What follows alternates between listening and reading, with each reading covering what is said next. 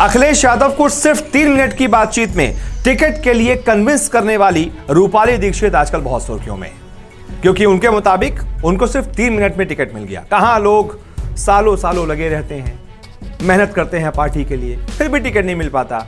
ऐसे में रूपाली दीक्षित ने सिर्फ 3 मिनट में अखिलेश यादव से टिकट ले लिया।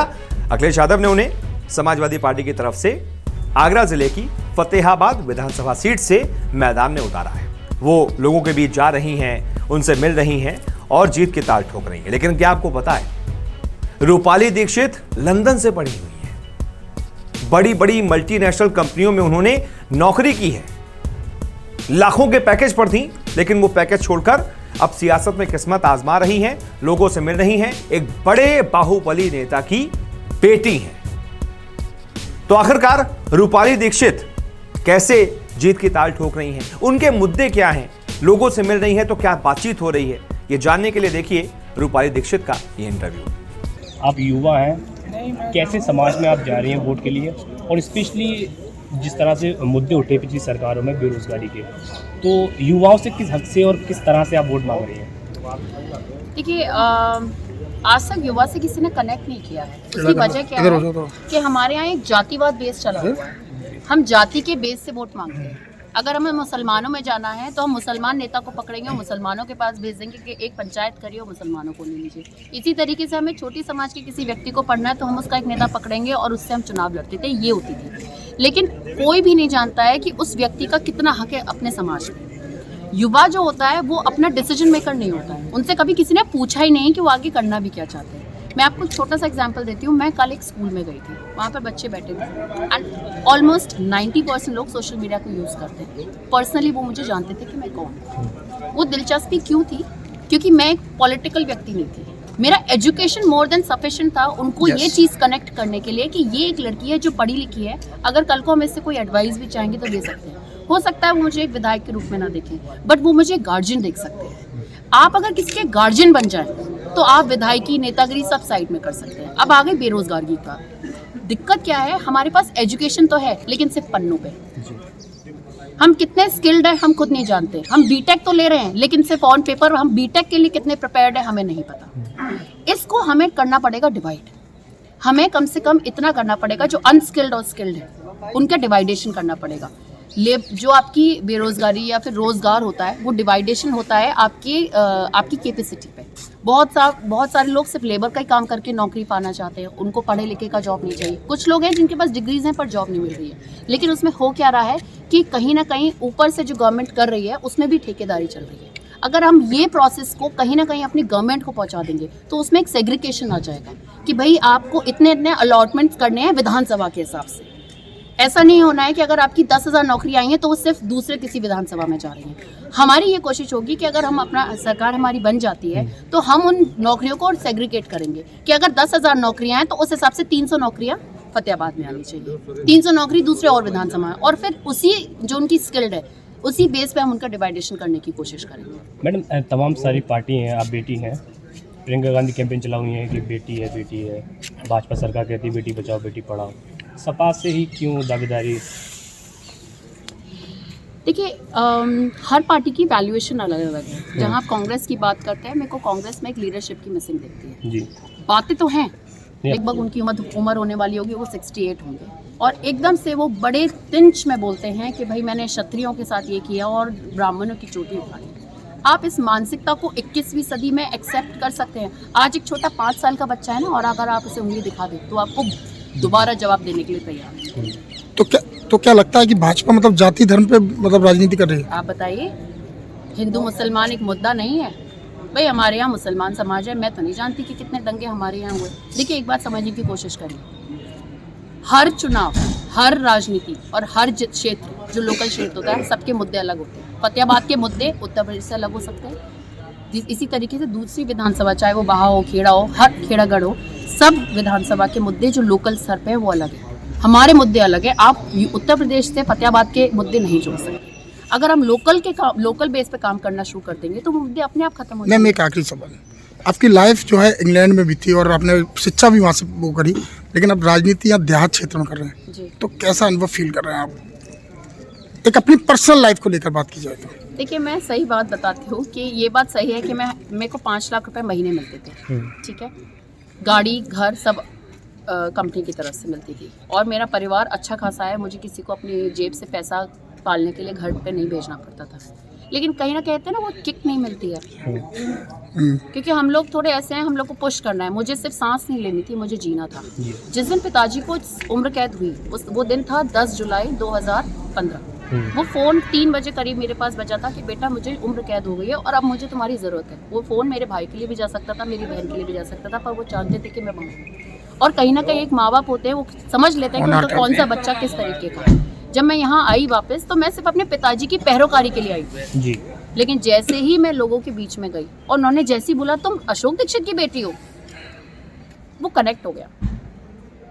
वो कनेक्शन आज ऐसा है कि बस अब मैं चाहूँ भी तो छोड़ नहीं सकती। मेरे पास अभी भी चॉइस है, मैं चाहूँ अपने बैग पैक कर सकती थी। भाई जब मेरी टिकट कटी थी, मैं अपना बैग पैक करती और चली जाती कि भाई मैं कोई ज़िंदगी में नहीं जीना। मैम एक सवाल है, बड़ा दिलचस्प है, उस समय ट्रेंडिंग भी है पूरे उत्तर प्रदेश में कि अखिलेश जी को कैसे 3 मिनट में मना लिया है। ये सबसे हर कोई जानना चाहता है।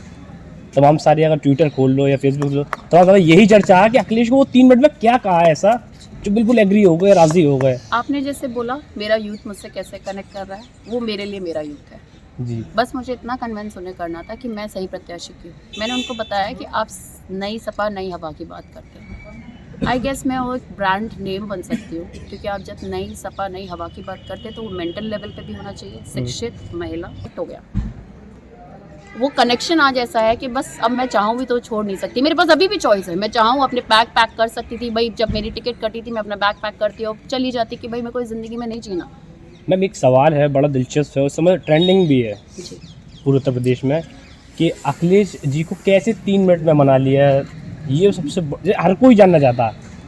तमाम सारी अगर ट्विटर खोल लो या फेसबुक लो, तो यही चर्चा है कि अखिलेश को वो 3 मिनट में क्या कहा है ऐसा जो बिल्कुल एग्री हो गए, राजी हो गए। आपने जैसे बोला मेरा यूथ मुझसे कैसे कनेक्ट कर रहा है, वो मेरे लिए मेरा यूथ है जी। बस मुझे इतना कन्विंस उन्हें करना था कि मैं सही प्रत्याशी की हूँ। मैंने उनको बताया कि आप नई सपा नई हवा की बात करते हैं। आई गेस मैं वो एक ब्रांड नेम बन सकती हूँ, क्योंकि आप जब नई सपा नई हवा की बात करते हैं तो वो मेंटल लेवल पे भी होना चाहिए। शिक्षित महिला और युवा, ये 3 डॉट्स थे। उसी को 3 मिनट में मैंने उनको अच्छे से रख दिया और कहीं ना कहीं मैंने उनसे बोला कि कहीं ना कहीं मुझे एक व्यक्ति को जवाब देना है जो इस बार मेरे सामने चुनाव में है, क्योंकि मैं अपनी मानसिकता नीचे करके उनको गाली गलौज नहीं कर सकती। बिल्कुल हो सकता है, ये मुझे नहीं पता आने वाले चुनावों में क्या होगा, पर कम से कम आई गेस वो रोल मेरे ऊपर आता है, बेटी है लड़ सकती है। तो वो सिचुएशन को मैंने साबित किया और टिकट में। पिछले विधायक ने कुछ काम नहीं किया, अब डबल चुनौती होगी अगर आप विधायक बन गए तो। बात पिछले की नहीं है, मैं तो ये मान रही हूँ कि 60 साल में कोई काम नहीं हुआ, क्योंकि जिस गांव में मैं जाती हूँ ना, मुझे औरतें पकड़ लेती है कि हमारी खरंजा नहीं बना, हमारी नाली नहीं बनी। अगर आज के हिसाब से देखा जाए 700 गाँव है, मुझे 700 करोड़ रुपए की जरूरत है फतेहाबाद विधानसभा को सही करने में। मुझे तो डर और लगता है क्योंकि लोग कहते हैं कि भाई वादा करके जाओ हमारा खरंजा बनाओगे। अब उन्हें कैसे बताऊँ कि विधायक की निधि इतनी होती है और आपका जो काम है वो होगा कम से कम 1000 करोड़ में। तो मुझे तो इस चीज़ का भी डर है आगे जाके कि मैं उन चीज़ों को कैसे मैनेज करूँगी। पर कहीं ना कहीं मुझे लगता है कि जब एक बार बन जाएंगे, इन्हीं लोगों से पूछा जाएगा कि अब बताइए प्रायोरिटी बेस पे कौन से काम होने हैं। बहुत सारी ऐसी जगह हैं जहाँ तालाब भरे हैं, लोग मर गए। हमें ऐसी चीज़ों को पहले ज़्यादा डॉट करके निकालना है और फिर कोशिश करूंगी कि जैसे प्रधान है या जिला पंचायत सदस्य हैं, वो कहीं ना कहीं अपनी आपसी रंजिश में टकराते रहे। कोशिश करूंगी उनको भी मतलब उनसे कनेक्ट करने की कोशिश करूँ कि इतने काम आप कर लीजिए, आधे काम मैं कर लूंगी और समेट के अगर ये काम हो गए, मैं मानती हूँ कि फतेहाबाद विधानसभा में वो चेंजेस आ सकते हैं जो अभी तक पिछले 60 साल में नहीं है। तो मान लिया जाए कि छोटेलाल वर्मा इस बार जमानत भी नहीं बचा पाएंगे क्या? नहीं, पछड़ के रह जाएंगे? नहीं, मैं ऐसा नहीं मानती हूँ। तेवर तो वही है आपके। देखिए आप समझ लीजिए कि वो बीजेपी से लड़ रहे हैं, ठीक है, और बीजेपी कहीं ना कहीं अपने वोट बैंक को लेके बड़ा हल्ले में रहता है, तो वोट बैंक तो उनको मिलेगा ही मिलेगा। दूसरी बात है उनका वोट में हिंदुत्व वाला वो अब कहीं दिख नहीं रहा। देखिए इस ये जो इलेक्शन है वो हिंदुत्व का तो है नहीं, बिल्कुल भी सब समझ गए। ये है इलेक्शन बदलाव का कि राम रहीम जब काम करेंगे तो रोटी वो दोनों ही खाएंगे साथ में। अब वो हिंदुत्व वाला नहीं, एजेंडा नहीं है। तो वो एजेंडा है नहीं और फतेहाबाद विधानसभा में तो नहीं है। ऐसा बातें तो हैं लेकिन लीडरशिप नहीं। तमाम सारी दावेदारी को, पर इस चीज a candidate for CM. Yes, मैं अपने नेता को देखिए समझ लीजिए, मुझे पता है कंपनी कौन सी है, पर कंपनी चला कौन रहा है ये मेरे लिए बहुत इंपॉर्टेंट है। कंपनीज बहुत सारी हैं, बट अगर प्रेफरेंस गूगल की दी जाएगी तो मैं एप्पल से ज़्यादा गूगल में जाना पसंद करूंगी, क्योंकि मुझे पता है मेरा बॉस कौन है। आई वॉन्ट टू नो कि हमारा सीएम कौन है। और जब आप एक एज अ इतनी बड़ी पार्टी होके आज तक आप एक सीएम चेहरा नहीं क्लियर कर पाए हैं, आप कैसे उम्मीद कर सकते हैं कि लोग आप पे विश्वास करेंगे? जी। दूसरी बात है, बेटी हूँ, बेटी लड़ सकती हूँ। वो खुद लड़ सकती हैं क्योंकि उनका परिवार बहुत बड़ा है, बहुत अच्छी बात है। लेकिन क्या मैं लड़ सकती हूँ? क्या एक 14 साल की रिंकी लड़ सकती है? क्या एक 20 साल की ABCD जो भी एक महिला है, क्या वो लड़ सकती है? क्या आपने उसको इतना मजबूत कर दिया इन 5 सालों में? ये कैंपेन आपने 3 महीने पहले स्टार्ट किया, ये कैंपेन आपने 5 साल पहले क्यों नहीं शुरू किया? तब हम उस मजबूती को देखते हैं ना उन बेटियों में। हम ये देखते हैं कि कितनी ऐसी महिलाएं जिनका आपने अपनी तरफ से फ्री एजुकेशन आपने सिस्टम किया। मजबूती तो आप शिक्षा से देंगे, कहाँ हैं वो लोग? तो लोगों में, डायलॉग्स में और ज़मीनी स्तर में बहुत फ़र्क है। मैम, आपने राजनीति क्यों चुनी है? मैंने राजनीति क्यों चुनी? मैंने राजनीति नहीं चुनी, मुझे फतेहाबाद में राजनीति करने पे मजबूर। ऐसा क्या देखा फतेहाबाद में आपने जो राजनीति करने पे मजबूर कर दिया? क्योंकि फतेहाबाद अंधकार में था। फतेहाबाद राजनीति में जातिवाद से ऊपर उठ ही नहीं पाया। मैं आपको छोटा सा स्टेटमेंट देती हूँ। हमारे जो अभी मेरे सामने कैंडिडेट है वो बीजेपी से है, उनका नाम छोटे लाल वर्मा है। 15 साल वो यहाँ विधायक है और आप यकीन माने उन्हें हर समाज का वोट मिला है, हर समाज का। मेरा समाज है, कोई भी समाज है, उन्होंने वोट दिया है बिना ये देखे कि वो किस पार्टी से आ रहे हैं। 70 साल लगभग उनकी उम्र होने वाली होगी, वो 68 होंगे और एकदम से वो बड़े तिंच में बोलते हैं कि भाई मैंने क्षत्रियों के साथ ये किया और ब्राह्मणों की चोटी उठाई। आप इस मानसिकता को 21वीं सदी में एक्सेप्ट कर सकते हैं? आज एक छोटा 5 साल का बच्चा है ना, और अगर आप उसे उंगली दिखा दें तो आपको दोबारा जवाब देने के लिए तैयार है। तो क्या लगता है कि भाजपा मतलब जाति धर्म पे मतलब राजनीति कर रही है? आप बताइए, हिंदू मुसलमान एक मुद्दा नहीं है भाई। हमारे यहाँ मुसलमान समाज है, मैं तो नहीं जानती कि कितने दंगे हमारे यहाँ हुए। देखिए, एक बात समझने की कोशिश करिए, हर चुनाव, हर राजनीति और हर क्षेत्र जो लोकल क्षेत्र होता है, सबके मुद्दे अलग होते हैं। फतेहाबाद के मुद्दे उत्तर प्रदेश से अलग हो सकते हैं। नमस्कार, मैं हूं मानक गुप्ता।